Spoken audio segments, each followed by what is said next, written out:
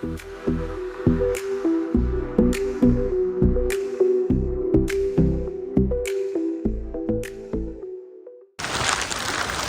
ಅಣ್ಣ. ನಮಸ್ಕಾರ. ನೀವು 2-3 ಸರಿ ನಮ್ಮ ತೋಟಕ್ಕೆ ಬಂದಿರಲ್ಲ? ಎಷ್ಟು ವರ್ಷದ ಹಿಂದೆ ನೀವು ನಮ್ಮ ತೋಟಕ್ಕೆ ಬಂದಿದ್ದೀರಿ? ನಾವು 1.5 ವರ್ಷದ ಹಿಂದೆ ಬಂದಿದ್ದೀವಿ ನಿಮ್ಮ ತೋಟಕ್ಕೆ. 1.5 ವರ್ಷದ ಹಿಂದೆ ಹಿಂದೆ ಏನು 1.5 ವರ್ಷದ ಹಿಂದೆ ಬಂದು ಏನು ಮಾಡಿದ್ವಿ? ಬಂದು ನಾವು ಬರೀ ತೋಟ ವಿಸಿಟ್ ಮಾಡ್ಕೊಂಡು ಹೋಗಿದ್ವಿ. ಇಲ್ಲಿ ಏನು ಬೆಳೀತಾ ಇದ್ದೀರಿ, ಯಾವ ರೀತಿ ಬೆಳೀತಾ ಇದ್ದೀರಿ, ನಮ್ಮಲ್ಲಿ ಬೆಳಿಬಹುದು, ನಮ್ಮಲ್ಲಿ ಬೆಳಿಬಹುದು ಬೇಡವೋ, ನಮ್ಮಲ್ಲಿ ಆಗುತ್ತಾ ಇಲ್ವೋ ಅಂತ ನಾವು ನೋಡೋಕ್ಕೋಸ್ಕರನೇ ಬಂದಿದ್ವಿ ಫಸ್ಟು. ಎಲ್ಲ ರೀತಿಯಲ್ಲಿ ತೋಟ ಮೊದಲು ಈ ಥರ ಮಾಡಿದ್ರೆ ನೀವು? ಇಲ್ಲ, ನಮ್ಮಲ್ಲಿ ಅಡಿಕೆ ಬಿಟ್ಟರೆ ಏನಿಲ್ಲ. ನಮ್ಮಲ್ಲಿ ಸಾಮಾನ್ಯವಾಗಿ ಅಡಿಕೆ ಅದು ಬಿಟ್ಟರೆ ಅಡಿಕೆ ಮಧ್ಯೆ ಉಪಬೆಳೆಯಾಗಿ ಯಾವುದೇ ಬೆಳೆಯನ್ನು ನಾವು ಬೆಳೆಯಲ್ಲ. ಕೆಲವೊಬ್ರು ರೈತರು ಮಾತ್ರ ಬಾಳೆ ಬೆಳೀತಾರೆ. ಅದು ಬಿಟ್ಟರೆ ಬೇರೆ ಯಾವುದೇ ಬೆಳೆಗಳನ್ನು ಬೆಳೆಯಲ್ಲ. ನಮ್ಮಲ್ಲಿ ಮುಖ್ಯ ಬೆಳೆ ಅಡಿಕೆ ಒಂದೇ, ಬಿಟ್ಟರೆ ಭತ್ತ ಗದ್ದೆ. ಈಗ ನಮ್ಮ ತೋಟ ನೋಡಕ್ಕೆ ಹೋಗಿದ್ರಲ್ಲ ನೀವು, ಈಗ 1.5 ವರ್ಷ 2 ವರ್ಷದ ಹಿಂದೆ ಬೆಳೆದಿದ್ದೀರಿ ನೀವು ತೋಟ. ಹೌದು. ನಿಮ್ಮ ತೋಟದಲ್ಲಿ ಏನಾದರೂ ಬದಲಾವಣೆ ಆಗಿದೆ? ಈ ತೋಟದಲ್ಲಿ ನೋಡ್ಕೊಂಡು ಹೋಗಿ ನಿಮ್ಮ ಒಕ್ಕಲ್ತನದ ಮೆಥಡ್ ನಾವು ಬಳಸಿದೀವಿ. ಏನೇನು ಬಳಸಿದೀವಿ ಅಂತಂದ್ರೆ ಟ್ರಂಚ್ ಮಾಡಿಸಿದ್ವಿ. ಫಸ್ಟ್ ಟ್ರಂಚ್ ಮಾಡಿಸಿದ ಮೇಲೆ ನಮ್ಮ ಅಡಿಕೆ ಗಿಡ ಚೆನ್ನಾಗಾಗುದು. ಆಮೇಲೆ ಈ ಏಲಕ್ಕಿ 2 ಗಿಡದ ನಡುವೆ ನಾವು ಏನು ನೋಡಿಕೊಂಡು ಹೋಗಿ ಏಲಕ್ಕಿ ಸಸಿ ನಿಮ್ಮ ಹತ್ರನೇ ತಗೊಂಡು ಹೋಗಿದ್ವಿ. ಏಲಕ್ಕಿ ಹಾಕಿದ್ಮೇಲೆ ಅದರ ಆರೈಕೆ ಜೊತೆಗೆ ಅಡಿಕೆ ಗಿಡಕ್ಕೂ ಚೆನ್ನಾಗಿ ಆರೈಕೆ ಆಗ ಸ್ಟಾರ್ಟ್ ಮಾಡಿದ್ಮೇಲೆ ಫಸಲು ಚೆನ್ನಾಗಿ ಇಂಪ್ರೂವ್ಮೆಂಟ್ ಆಗಿದೆ. ಸರಿ 1/4 ಎಕರೆಗೆ 5 ಎಕರೆ 6 ಕ್ವಿಂಟಲ್ ಅಡಿಕೆ ಬೆಳೀತಾ ಇದ್ವಿ. ಈ ಸರಿ 8-9 ಕ್ವಿಂಟಲ್ ಅಡಿಕೆ ಆಗಿದೆ. ಏಲಕ್ಕಿ ಹಾಕಿದ್ಮೇಲೆ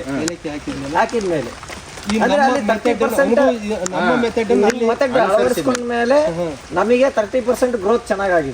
ಅಂದ್ರೆ ಈಗ ನಮ್ಮ ತೋಟ ಒಂದು ಸ್ವಲ್ಪ ನಿಮ್ಮ ತೋಟ ಬದಲಾವಣೆ ಆಗಿದೆ ಮತ್ತು ನೀವು ರಾಸಾಯನಿಕ ಗೊಬ್ಬರಗಳನ್ನ ಬಳಸ್ತಾ ಇದ್ವಿ, ಅದನ್ನ ನಿಲ್ಸಿದ್ರಿ. ಕಲ್ಟಿವೇಶನ್ ಜಾಸ್ತಿ ಮಾಡ್ತಾ ಇದ್ವಿ. ಆ ಕಲ್ಟಿವೇಶನ್ ನಿಲ್ಸಿ 0 ಕಲ್ಟಿವೇಶನ್ ಮಾಡಿದೀವಿ. ಬರೀ ಕಳೆ ಕಟ್ ಮಾಡೋದು ಮತ್ತೆ ಭೂಮಿಗೆ ಹಾಕೋದು. ಮತ್ತೆ ಗರಿಗಳ್ನು ತೆಗೆದು ನಾವೇನ್ ಮಾಡ್ತಿದ್ವಿ, ಕೊಯ್ದುಕೊಂಡು ಹೋಗಾರ ಎಲ್ಲರೂ.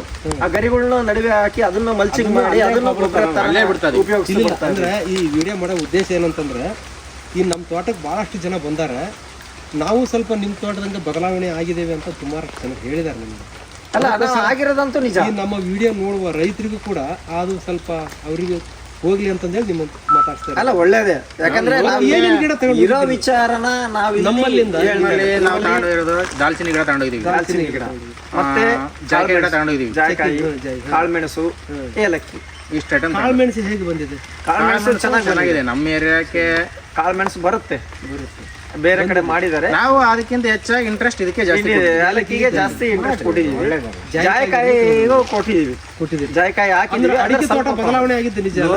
ನಾನು ನೋಡಿಲ್ಲ ನಿಮ್ಮ ತೋಟನ, ಒಂದ್ಸರಿ ವಿಸಿಟ್ ಕೊಡ್ತೇವೆ ನಾವು. ಬದಲಾವಣೆ ಈಗ ನಮ್ಮ ತೋಟ 6 ಕ್ವಿಂಟಲ್ 6.5 ಕ್ವಿಂಟಲ್ ನಾವು ಓವರ್ ಎಕರೆಗೆ ಈಗ 9-10 ಕ್ವಿಂಟಲ್ ತನಕ ಬರುತ್ತೆ. ನಮ್ ಕಾರಣ ನಮ್ಮ ತೋಟಕ್ಕೆ ಬಂದ್ಮೇಲೆ ನಾವು 1 ಎಕರೆ 7 ಕ್ವಿಂಟಲ್ ಅಷ್ಟೇನಾ? ನಮ್ಮಲ್ಲಿ ಅಷ್ಟೇ 6 ಕ್ವಿಂಟಲ್. ಚೆನ್ನಗಿರಿ ತಾಲೂಕು ಕರೆಕಟ್ಟೆ ಗ್ರಾಮ. ಚೆನ್ನಗಿರಿ ತಾಲೂಕಿನಾಗ ಇಳುವರಿ ಇರತಕ್ಕಂತ ತೋಟ ಅದಾವೆ. ಆದ್ರೆ ನಮಗೆ ಆತರ ಬೆಳೆದಿರ್ಲಿಲ್ಲ. ನೀವು ಆತರ ಬೆಳೆದಿರ್ಲಿಲ್ಲ. ಇಲ್ಲಿಗೆ ಬಂದ್ಮೇಲೆ ಚೇಂಜ್ ಆದ್ರು. ಕೆಂಪು ಅಡಿಕೆ ಹೇಳ್ತಾ ಇರೋದು ನೀವು? ಕೆಂಪು ಅಡಿಕೆ, ಒಣ ಅಡಿಕೆ 6.5 7 ಕ್ವಿಂಟಲ್ ಅಷ್ಟೇ ಬೆಳೀತಾರೆ. ಈ ಸರಿ 9 ಕ್ವಿಂಟಲ್ ಆಗಿದೆ. 9 ಕ್ವಿಂಟಲ್ ಆಗಿದೆ. 30% ಜಾಸ್ತಿ ಆಗಿದೆ. 9 ಕ್ವಿಂಟಲ್ ಅಡಿಕೆ ಅಲ್ಲ ಅದು ಅಲ್ಲ, ನಮಗೆ ಅದೇ ದೊಡ್ಡದು. ನಮ್ಗೆ ಇದೆ ಒಂದೇ ವರ್ಷಕ್ಕೆ ಅಷ್ಟು ಇಂಪ್ರೂವ್ಮೆಂಟ್ ಆಗಿದೆ. ಇಲ್ಲ, ನಮ್ಮಲ್ಲಿ 9 ಕ್ವಿಂಟಲ್ 10 ಕ್ವಿಂಟಲ್ ಅಡಿಕೆ ನಾವು ಬೆಳೆದ್ರೆ ನಾವು ರೈತರೇ ಅಲ್ಲ. ನಮ್ಮಲ್ಲಿ ಓಕೆ, ನಮ್ಮಲ್ಲಿ ನಾವು ಬೆಳೆ ಇದಕ್ಕೆ 15 ಕ್ವಿಂಟಲ್ ಮೇಲೆ ಆಗುತ್ತೆ. 1 ಎಕರೆ ಅಡಿಕೆ 15 ಕ್ವಿಂಟಲ್ ಮೇಲೆ ಆಗುತ್ತೆ. 15 ಕ್ವಿಂಟಲ್ ಅಡಿಕೆ ನಾವು ಬೆಳಿತೀವಿ, ವರ್ಷನೂ ಬೆಳಿತೀವಿ. ಅಂದ್ರೆ 14-15 ಈ ತರ ಆಗುತ್ತೆ. ನಮ್ಮಲ್ಲಿಂದ ನೀವು 6.5-7 ಇದ್ದರು 9 ಕ್ವಿಂಟಲ್ ರೈಸ್ ಆಗಿದೆ. ಒಂದೇ ವರ್ಷಕ್ಕೆ ಆಗಿರೋದು ಬದಲಾವಣೆ. 1 ವರ್ಷಕ್ಕೆ ಚೇಂಜ್ ಆಗಿದೆ. 1 ವರ್ಷಕ್ಕೆ ಆಗಿರೋ ಬದಲಾವಣೆ ಇದು. ನಾವು ಅದನ್ನೇ ಮಾಡೋದ್ರಿಂದ ಮುಂದೆ ಇನ್ನೂ ಜಾಸ್ತಿ ನಾವು ಎಕ್ಸ್ಪೆಕ್ಟ್ ಮಾಡ್ತಾ ಇದ್ದೀವಿ ಈ ವರ್ಷ. ಹೋದ ವರ್ಷಕ್ಕೂ ಈ ವರ್ಷಕ್ಕೆ ಏನಾರ ಬದಲಾವಣೆ ಕಾಣ್ತದ ಇದರಲ್ಲಿ ಅಥವಾ ಆ ಥರ ಐತಾ ನಮ್ಮ ತೋಟ? ನಿಮ್ಮಲ್ಲಿ ಏನು ಬೆಳೆ ಕಮ್ಮಿ ಏನಾಗಿಲ್ಲ ನಾವು ನೋಡೋ ಪ್ರಕಾರ. ನಿಮ್ಮ ತೋಟ ಏನು ಏನು ಡಿಫಾಲ್ಟ್ ಹೇಳ ಅಂತ ಏನಿಲ್ಲ. ಅವಾಗ ಬಂದಾಗ ಹೆಂಗಿರ್ತದೆ ಈಗಲೂ ಹಂಗೆ ಐತಿ. ಯಾಕಂದ್ರೆ ನಾವು ಬರೋದು ಇದೇ ಟೈಮಿಗೆ, ಬಾಕಿ ಟೈಮ್ನೇ ನಾವು ಬರಲ್ಲ. ಅಲ್ಲ ಆಚಾರ್ಯ, ನೀವು ವೃತ್ತಿಯಲ್ಲಿ ಆಚಾರ್ಯ ಕೃಷಿಗೂ ಬಂದಿರಿ. ಹೌದು, ಈ ಕೃಷಿನೂ ಮಾಡ್ತೀರಿ, ಆಚಾರಕ್ಕೆ ಕೆಲಸನೂ ಮಾಡ್ತೀರಿ. ಹೌದು, ಅಷ್ಟು ಮಾಡಿ ಸಹ ಈಗ ನೀವು ನಮ್ಮ ಭೂಮಿಗೆ ಬಂದ್ರಿ. ನಮ್ಮ ಭೂಮಿಗೆ ಬಂದು ಒಂದು ಸ್ವಲ್ಪ ಇಳುವರಿ ಕಂಡ್ರಿ. ಹೌದು, ಈಗ ಈ ಹೊಸದಾಗಿ ಒಂದು ಸ್ವಲ್ಪ ಸಣ್ಣ ಹಿಡುವಳಿದ್ದಾರೆ, ಸಣ್ಣ ತೋಟಗಳೆಲ್ಲ ಜಮೀನ್ ಇರ್ತಾರೆ ಅಂತ ಅವರಿಗೆ ಒಳ್ಳೆ ಚೆನ್ನಾಗಿ ಅನುಕೂಲ ಆಗುತ್ತೆ. ನಿಂಬೆ ಗಿಡ ಭಾಳ ಕಾಯಿ ಬಿಡೋದು, ಎಲಿಗೊಂದು ಕಾಯೋದು ನಿಂಬೆ ಗಿಡ. ಕೆಲವು ಜಾತಿ ಹಣ್ಣಿನ ಗಿಡಗಳು ತೋರ್ಸಕ್ ಆಗಲಿಲ್ಲ ನಿಮಗೆ, ಅಲ್ಲಿ ಒಳಗೆ ಹೋಗಲ್ಲ ಪಾಪ. ಮಳೆ ಬರುವಾಗ ಬಿಸಿಲಿದ್ದಾಗ ಬರ್ಬೇಕು, ಫ್ರೀ ಆಗಿ ಮಾಡ್ಕೊಂಡ್ ಬರ್ತಿದ್ದಾಗ. ಈಗ ರೈತರಿಗೆ ಏನ್ ಹೇಳಕ್ ಇಷ್ಟಪಡ್ತೀರಿ ನೀವು? ವಿಡಿಯೋ ನೋಡೋ ರೈತರಿಗೆ ಏನ್ ಹೇಳ್ಬೇಕು ಅಂತಂದ್ರೆ, ಯಾವ್ದೇ ತೋಟ ಮಾಡ್ಲಿ ಏನೇ ಮಾಡ್ಲಿ ಫಸ್ಟ್ ಸ್ವಲ್ಪ ಮಾತಿನ ಅನುಭವನಾಗ್ಲಿ ತಗೋಬೇಕು, ನೋಡ್ಬೇಕು. ಯಾಕೆ ಮಾಡಿದ್ದಾರೆ, ಅವ್ರು ಮಾಡೋ ವಿಧಾನ ಏನು, ಒಂದು ವಿಧಾನ ಇಲ್ಲಿದ್ರು 4-5 ವಿಧಾನಗಳನ್ನ ನೋಡ್ಬೇಕು.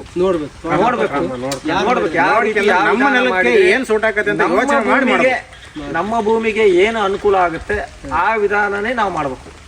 ಈಗ ಅಲ್ಲಿ ನಾವು ಮಾಡಿದ್ವಿ ಅಂತ ಹೇಳಿದ್ರೆ, ಈಗ ನಾವು ನಿಂತ್ಕೊಂಡಾವ, ಈಗ ಇಲ್ಲಿಂದ ನೀವು ನೋಡ್ಕೊಂತ ಹೋಗ್ರಿ ಎಷ್ಟು ಗಿಡ ಅದಾವ ಇಲ್ಲಿ ಸಾಮಾನ್ಯವಾಗಿ.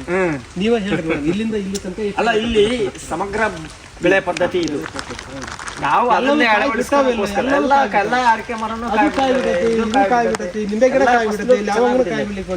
ಸಮಗ್ರ ಬೆಳೆ ಪದ್ಧತಿ ಮಾಡಿದ್ರೆ ಅನುಕೂಲ ಆಗುತ್ತೆ ಅನ್ನೋದನ್ನ ರೈತರು ಅರ್ಥ ಮಾಡ್ಕೋಬೇಕು. ನಾವು ಅರ್ಥ ಮಾಡ್ಕೋಬೇಕದನ್ನ. ಯಾಕಂದ್ರೆ ನಾವು ನಮ್ಮ ಮುಖ್ಯ ಬೆಳೆಯಲ್ಲಿ ಅಡಿಕೆ ಒಂದೇ. ನಮ್ಗೇನಪ್ಪ 4 ಗೊನೆ ಅಡಿಕೆ ಕೊಯ್ಕೊಂಡ್ವಿ, ಮುಗೀತಲ್ಲಿ. ಕರೆಕ್ಟ್ ಇದೆ. ಈಗ ಸೋತು ಹೋಗಿರತಕ್ಕಂತ ರೈತ ನಮ್ ತೋಟಕ್ಕೆ ಒಂದ್ಸರಿ ವಿಸಿಟ್ ಕೊಟ್ರೆ ಅವ್ರ ಬದಲಾವಣೆ ಆಗ್ಬೋದಾ? ಖಂಡಿತ. ಅದು ಅವ್ರು ಇಂಟ್ರೆಸ್ಟ್ ಯಾರನ್ನ ಕರ್ಕೊಂಬಂದ್ ತೋಟ ತೋರ್ಸ್ಕೊಂಡ್ರೆ ಮಾಡಲ್ಲ. ಇಂಟ್ರೆಸ್ಟ್ ಇರ್ತಕ್ಕಂಥ ರೈತ ಬಂದು ಹೋದ್ರೆ ಮಾತ್ರ ಇನ್ನೊಂದ್ಸರಿ ಬರ್ತಾನೆ. ತಗೊಂಡು ಹೋದಾಗಿಂದ ಸಾಮಾನ್ಯವಾಗಿ 100ಕ್ಕೆ 75% ರೈತರು ಸೋತ್ ಬಿಟ್ಟಿದ್ದಾರೆ. ಅಂದ್ರೆ ಅವರಿಗೆ ಸರಿಯಾದ ಮಾಹಿತಿ ಇಲ್ಲ, ಆಮೇಲೆ ಸರಿಯಾದ ಒಂದು ಆ ಜವಾಬ್ದಾರಿ ಕೆಲವೊಂದು ತೋಟಗಳಿಗೆ ವಿಸಿಟ್ ಕೊಡಕ್ಕಾಗಿಲ್ಲ, ಕೆಲವೊಂದು ಪ್ಲೇಸ್ಗಳಿಗೆ ಅವ್ರು ನೋಡಕ್ಕಾಗಿಲ್ಲ. ಹಂಗೆ ಸುಮ್ಮನೆ ಯಾರೋ ಮಾಡಿದ್ರು ಯಾರೋ ಮಟ್ಟಿದ್ರು ಅಂತ ಹೇಳಿ ಈ ನಮ್ಮ ತೋಟಕ್ಕೆ ಬಂದ್ರೆ ಕೆಲವೊಬ್ಬ ರೈತಗಳು ಏನಾದ್ರು ಬದಲಾವಣೆ ಆಗೋ ಚಾನ್ಸಸ್ ಏನಾದ್ರು ಖಂಡಿತ ಇದೆ. ನೀವು ಹೇಳಿದ್ರಿ ನಮ್ಮೂರವ್ರೆ ಇನ್ನೊಬ್ರು ಏಲಕ್ಕಿ ತಗೊಂಡು ಹೋಗಿದ್ದಾರೆ ಅಂತ ಹೇಳಿದ್ರಲ್ಲ, ಪರಮೇಶಪ್ಪ ಅವ್ರದ್ದು ಇನ್ನೂ ಮೇಂಟೈನ್ ಮಾಡಕ್ ಆಗ್ತಾ ಇಲ್ಲ ಅವ್ರಿಗೆ. ಈಗ ನೀವು ಒಂದ್ಸರಿ ಬಂದ್ ನೋಡ್ರಿ, ಅವ್ರ ತೋಟನು ನೋಡ್ರಿ. ಈಗ ನಾವು ತಗೊಂಡ್ ಹೋಗಿ ಹಾಕಿದ ಮೇಲೆ ನಮ್ಮ ಗಿಡಗಳು ಹೆಂಗ್ ಬಂದಿರೋ ನೋಡ್ರಿ. ಅವರು ದೊಡ್ಡ ವ್ಯವಸಾಯಗಾರರು.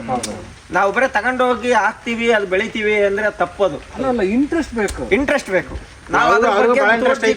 ಮಾತಾಡಿದ್ರೆ ಬಹಳಷ್ಟು ಜನಕ್ಕೆ ಇಂಟ್ರೆಸ್ಟ್ ಇರುತ್ತೆ, ಅನುಭವದ ಕೊರತೆ.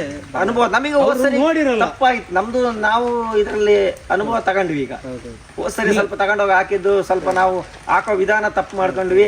ಅದು ಏನೋ ಪ್ರಕೃತಿ ನಿಯಮ ಮತ್ತೀಗ ಅದನ್ನ ಮಾಡ್ಲೇಬೇಕು ಅನ್ನೋ ಛಲ ಇರ್ಬೇಕು ಮನುಷ್ಯನಿಗೆ. ಅಲ್ಲ, ನನಗೆ ಖುಷಿ ಆಗಿದ್ದು ಏನಂತಂದ್ರೆ, ಅಣ್ಣ ನಿಮ್ಮ ತೋಟಕ್ಕೆ ನಾವು ಹೋದ ವರ್ಷ ಬಂದಿದ್ವಿ, ನೋಡ್ಕೊಂಡು ಹೋದ್ವಿ. ನಮ್ ತೋಟ ಬಹಳ ಬದಲಾವಣೆ ಆಗೈತಿ ಅನ್ನೋ ಮಾತು ಹೇಳಿದ್ರಲ್ಲ,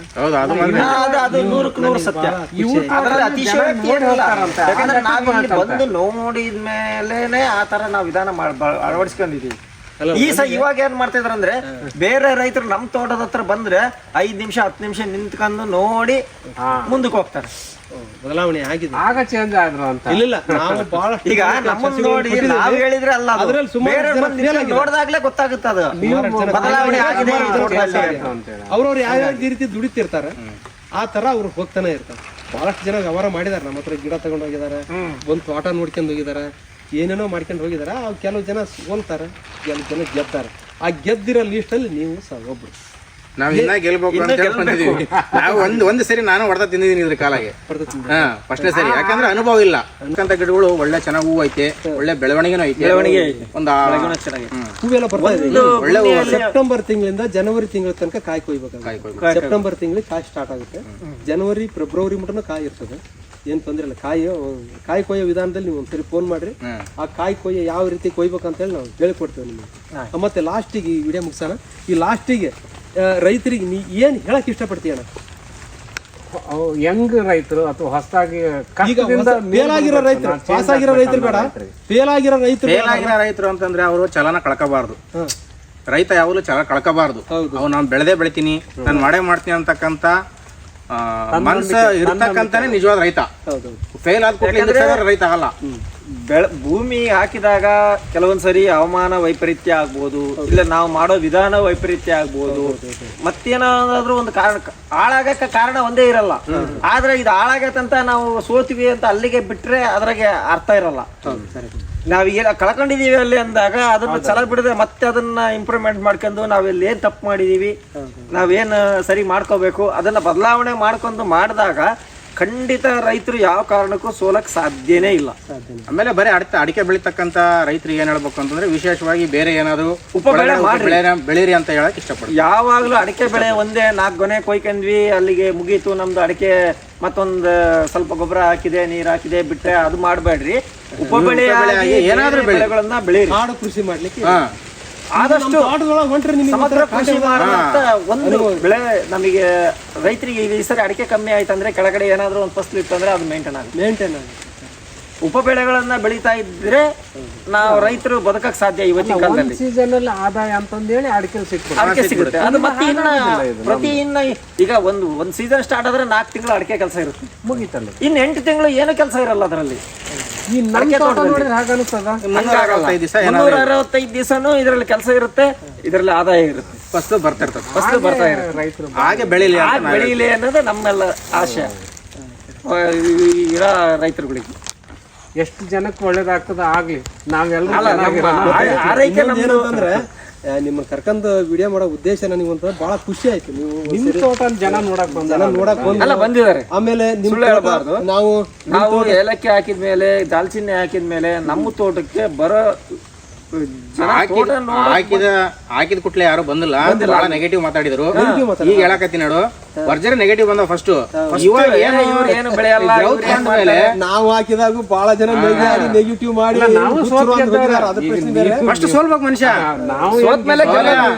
ಅನುಭವ ಒಳ್ಳೆ ಬಂದಿದೆ ಅಲ್ಲ, ಬೆಳೆ ಎಲ್ಲ ಚೆನ್ನಾಗಿ ಬರ್ತಾ ಇದೆ. ಇದು ತುಂಬಾ ಚೆನ್ನಾಗಿ ಬರ್ತಾ ಇದೆ. ಬೇರೆ ರೈತರ ಅಭಿಪ್ರಾಯನೂ ಚೆನ್ನಾಗಿ ಆಗ್ತಾ ಇದೆ ಈಗ. ಅಲ್ಲ ನಾವೇ ನಿಮ್ ತೋಟಕ್ಕೆ ಒಂದ್ಸಲಿ ನೇರವಾಗಿ ಬಂದು ಅಲ್ಲಿ ಒಂದು ವಿಡಿಯೋ ಮಾಡೋಣ, ಅದು ಬಹಳ ಒಳ್ಳೇದು. ನಮಗೆ ನೀವು ಕರಿಬೇಕು ಅಂತ ಭಾರಿ ಆಸೆ ಐತೆ. ಇಲ್ಲ ಖಂಡಿತ ಬರ್ತೇವೆ, ಖಂಡಿತ ಬರ್ರಿ. ಕೊಡ್ತಾರೆ. ಅದರಲ್ಲಿ ಬಹಳಷ್ಟು ಜನಗಳು ಹೇಳಿದಾರೆ ನಾವು ಬದಲಾವಣೆ ಆಗಿದೆ, ನಿಮ್ ತೋಟ ನೋಡಿ ಬದಲಾವಣೆ ಆಗಿದೆ ಅಂತ ಸುಮಾರು. ಈಗ ನಾವ್ ಹೇಳೋದಕ್ಕಿಂತ ಹೆಚ್ಚಾಗಿ ಸಾರ್ಥಕತೆ ಆಯ್ತು. ಅಲ್ಲಿ ನಮಗೆ ಅದು ನಮಗಿಂತ ಅನುಭವ ನಿಮಗೆ ಜಾಸ್ತಿ ಇರೋದ್ರಿಂದ ಇಲ್ಲಿ ಇದರಲ್ಲಿ ಏನು ಬದಲಾವಣೆ ಆಗಿದೆ, ಏನು ಚೆನ್ನಾಗಿ ಮಾಡಿದ್ದಾರೆ ಇವರು ಅಂತ ನಿಮಗೂ ಅದರ. ಈಗ ನಮ್ಮ ಹತ್ರ ಎಲ್ಲಾ ಸೊಸೆನೂ ಸಿಗಕ್ಕೆ ನಾವು ಒಂದು ಪ್ರಯತ್ನ ಮಾಡ್ತಾ ಇದ್ದೇವೆ. ಈಗ ಮೊದಲ ಒಂದ್ ಸ್ವಲ್ಪ ಸೊಸೆ ಸಿಗವು, ಈಗ ಎಲ್ಲಾ ಪ್ರಮಾಣದ ಸೊಸೆನೂ ಸಿಗಂಕ ನಾವು ಮಾಡ್ಕೊಂಡಿದ್ದೀವಿ. ಜಾಯಿಕಾಯಿ, ಚಕ್ಕಿ, ಲವಂಗ, ಆಮೇಲೆ ಕೆಲವೊಂದು ಜಾತಿ ಹಣ್ಣಿನ ಗಿಡಗಳು, ಆಮೇಲೆ ಅಡಿಕೆ ಸೊಸೆಗಳೆಲ್ಲ ಸಿಗ್ತಾವ. ಈಗ ಯಾರಾದ್ರೂ ನಿಮ್ ಫ್ರೆಂಡ್ ಏನಾದ್ರು ಬೇಕು ಅಂತ ಅವರಿಗೆ ಆದಷ್ಟು ನಿಮಗೆ ಏನು ಹೇಳಿಕೊಟ್ಟೇವಿ, ನಿಮಗೆ ಏನನ್ನು ತೋರಿಸಿದೇವಿ, ಆ ಬೇರೆ ರೈತರಿಗೂ ಕೂಡ ಅದೇ ತರನ ನಾವು ಹೇಳಿಕೊಡ್ತೇವೆ. ಎಲ್ಲರೂ ಸೇರಿ ಬೆಳೆ ಅಂದ್ರೆ ಅಷ್ಟೇ. ನೀವೊಬ್ರು ಬೆಳೆದ್ರೆ ಏನು ಕಮ್ಮಿ ಆಗಲ್ಲ. ಇದು ಸಾಂಬಾರು ಬೆಳೆ. ನಮ್ಮಂತರ 1000 ಎಕರೆ ಹಚ್ಚಿದ್ರು ಇದು ಕಮ್ಮಿ ಆಗಲ್ಲ. ಯಾಕಂತಂದ್ರೆ ಇದು ಸಾಂಬಾರು ಬೆಳೆ. ಯಾರು ಎಲ್ಲಿ ಸಾಮಾನ್ಯ ಬೆಳಿಲಿಕ್ಕೆ ಆಗಲ್ಲ, ಕೆಲವೊಂದು ಏರಿಯಾದಲ್ಲಿ ಮಾತ್ರ ಇದನ್ನ ಬೆಳಿಬಹುದು. ಹೀಗಾಗಿ ನಿಮ್ಮ ಏನಾದರೂ ಒಂದು ಬೇರೆ ರೈತರು ಆಸಕ್ತಿ ಇರುವಂತ ರೈತರು ನಿಮ್ಗೆ ಕಾಂಟ್ಯಾಕ್ಟ್ ಮಾಡಿ ಏನಾರ ಕೇಳಿದ್ರೆ ಹೆಚ್ಚಿನ ಮಾಹಿತಿಗೆ ನಮ್ಮ ಕೊಟ್ಟು ಖಂಡಿತ ಥ್ಯಾಂಕ್ಸ್. ನೀವು ಬರಲೇಬೇಕು.